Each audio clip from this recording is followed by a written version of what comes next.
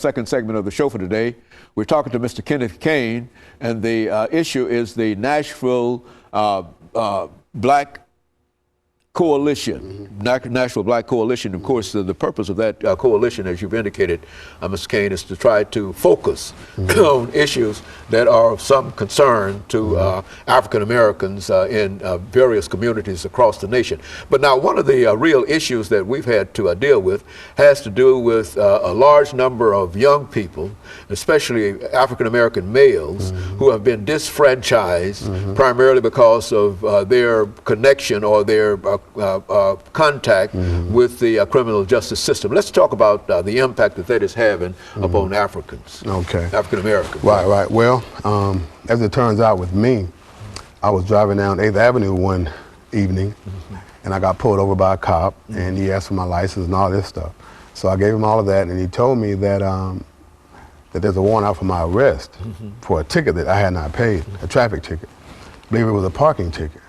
And so, of course, I assured the man that I had paid that ticket, and but I was arrested. He took me downtown, and they booked me, and so there I was, in shock. And then I noticed I was surrounded by brothers, young brothers, older brothers, not just African Americans. Of course there were whites there, a few Hispanics, but primarily it was young African American males.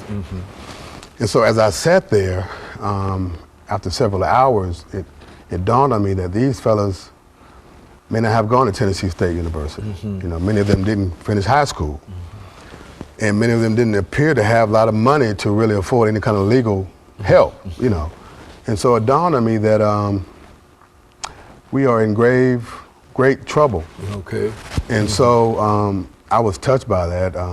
My spirit was moved, I have to say. And so when I went to a meeting with our group and told my story, I was traumatized by it, by the way.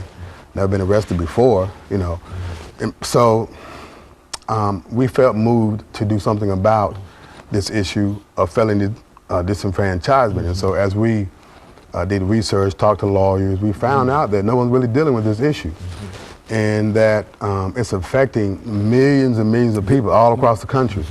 I think Tennessee had at least 100,000 people that fall into that category. Yes. And so, but now most of the crimes were for little petty crimes. They were not for violent crimes. They were for things like maybe having a small amount of, marijuana, things like that. And so what really shocked us was what it did in essence. They were experiencing sort of a death in terms of our society. We call it civil death, a term that was really coined back during the 18th century in Europe, where they could find a way to kind of weed people out of the political structure. And so that's what a felony does for people. You can't vote, but not only that, you can't get school loans, you can't get college loans, you can't get business loans. Anything from the government in a real sense. Right. And so its impact, of course, on the family structure, when you have a wife, children, and yet you're faced with this awesome impediment of being locked out of society. That's exactly what it is. Yes. And so since that time, we have been assembling various lawyers around town. We set up shop at a library, someplace like that, or at a church. And then we try to help those to get their lives back, to get their rights back as citizens. I'm amazed that, of course, you was in the civil rights movement during that era, and yet people's voting rights have just been stripped away, and nothing is really,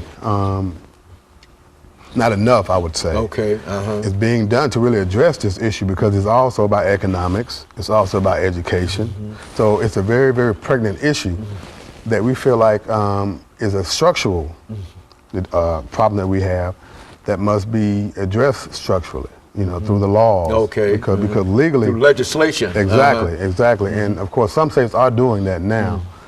But woefully not enough. But this is a real problem. I think we've talked about that, and I think you said, what, at least 100,000 yes, individuals in the yes. state of Tennessee Yes, have fallen, alone. which is to say that these individuals in a real sense have been really locked, as you've indicated, locked out. They can't vote, they can't get loans, they can't, in a real sense, they can't get a job. Do you find in your group that, as I've been informed by others, that those individuals who become involved in this in a real sense, not only cannot get a job, but in a real sense have almost been locked out of society?